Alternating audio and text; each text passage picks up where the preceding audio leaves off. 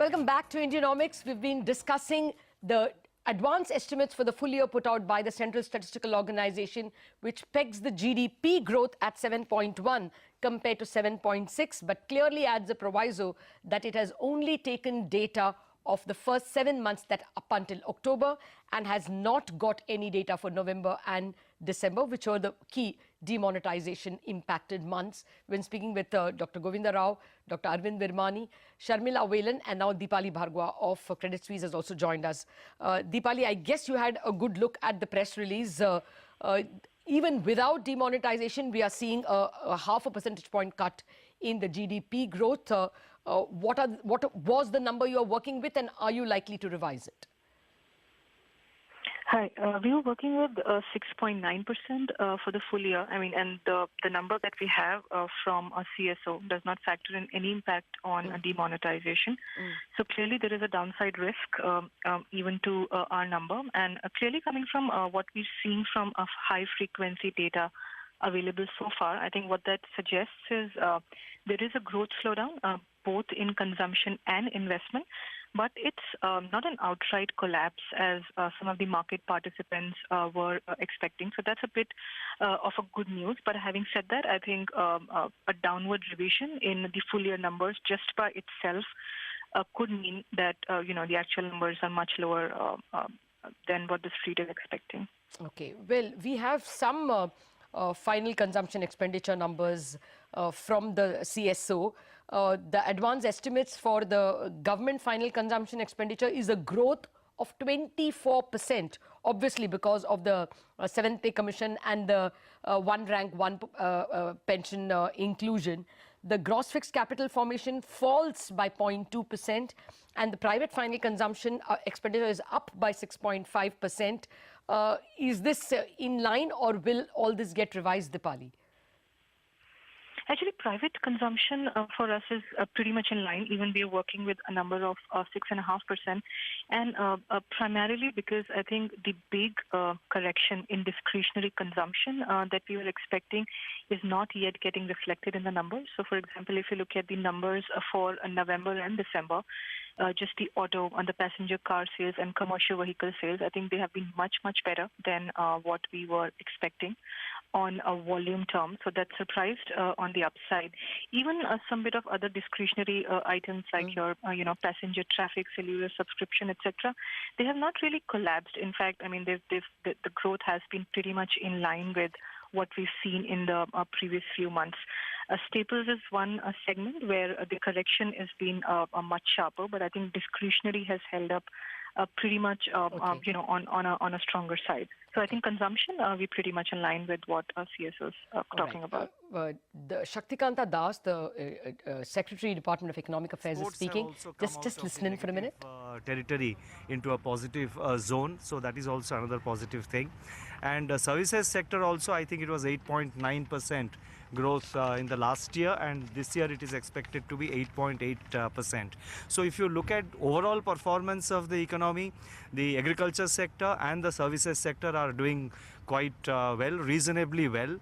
And area of concern is, of course, the gross fixed capital formation, which is an area of concern, and that the government will address that area, and whatever measures and whatever initiatives or interventions are required, the government will take necessary measures in that direction. So Secretary Statistics has clarified that the figures which they have projected do not take into account any economic impact of the demonetization. How accurately, sir, will the government be able to go ahead with the borrowings in the budget making process, not knowing? Well, the economic survey and the budget will spell out what approach the government will take. So I would not like to prejudge, and I cannot comment on that because that will come in the economic survey and in the budget.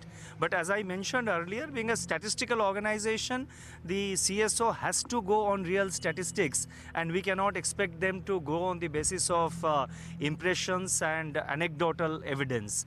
Today, whatever statistics we have, whatever figures are coming out about the impact of demonetization are, broadly mostly anecdotal and mostly based on impressions. Of course, some data have come, and we have got some data. I mean, there are positive data also. In fact, we were looking at the we were looking at the VAT collections in the states, and it is found that most of the states have recorded, significant improvement, substantial improvement in their VAT collections in the month of November. Okay. Well, Dr. Virmani, what is your sense? We are going to see the impact of demonetization in the November, December and the subsequent months. Even without that, if the GDP number is 7.1, what is your best estimate of the full year GDP growth? So, on the basis of data available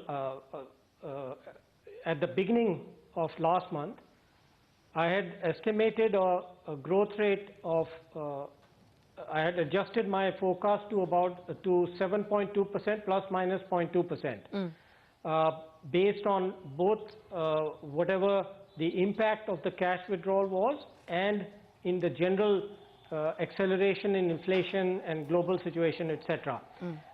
Given that, I don't know if you recall, but I think I said it to you only, that the key issue is going to be remonetization in terms of the transaction demand for cash, which really cannot be replaced by checks and digital money so quickly in the period in which we are talking.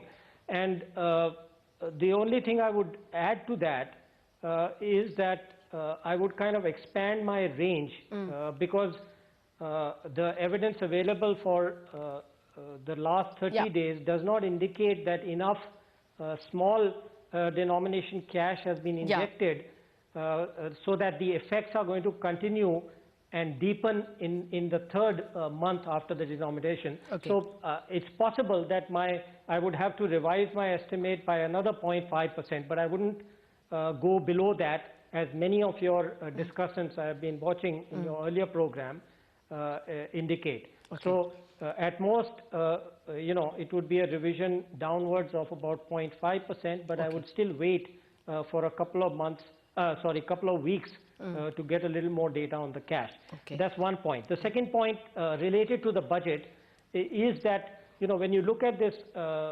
GFCE, which you correctly noted is expansion because of the pay commission Yes. recommendations being implemented, this is not played out into the demand that quickly, right? So you've got, you'll pay out the money into the accounts, Yes. Accounts of the government servants, and mostly by check. Yeah. So this is all going to be number one. It's not going to be number two economy. Yes. And this will play out over the next several months. Yeah. So I think your discussant who just Yes. commented before me is quite right.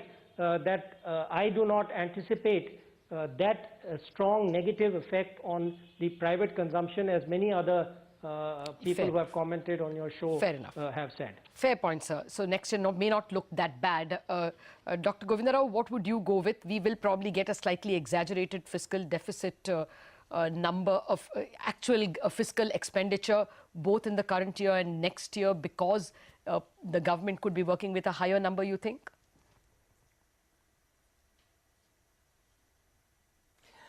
As far as,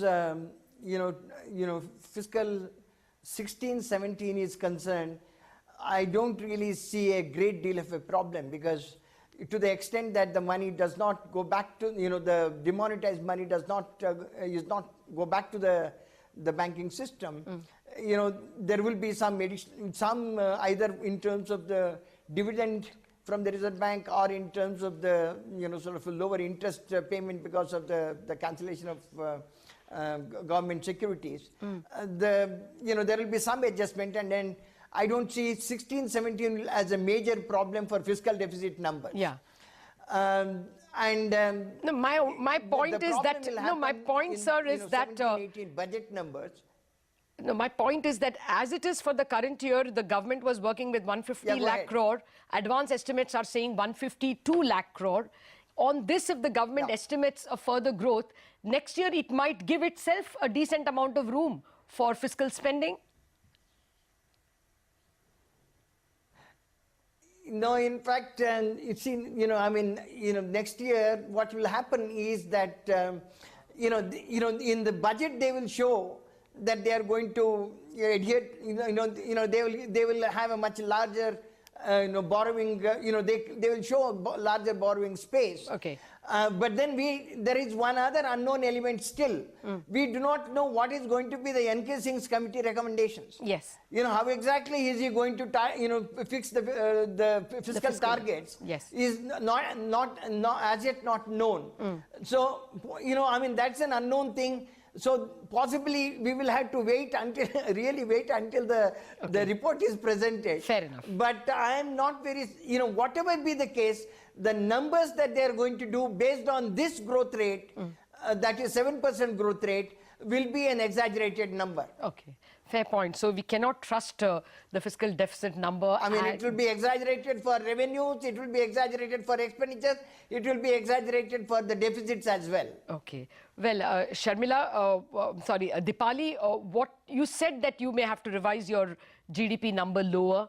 How much lower might it be? And what are your first comments on the next year, FY18, in terms of growth?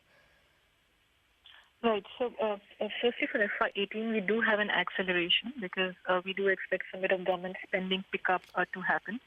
And monetary conditions have improved, should improve significantly with the fall in MCLR that we've already seen. So, I think both these factors should mean that GDP growth accelerates, and I think that will be the most important for next year. The number we have for next year is 7.4, which is about 50 basis acceleration. There is a downside, but I think the key would be if it accelerates or decelerates, and I think our view really is it should accelerate. Okay. In terms of for this year, I think we still have scope for government to spend in the last quarter, given what we have on capex till November.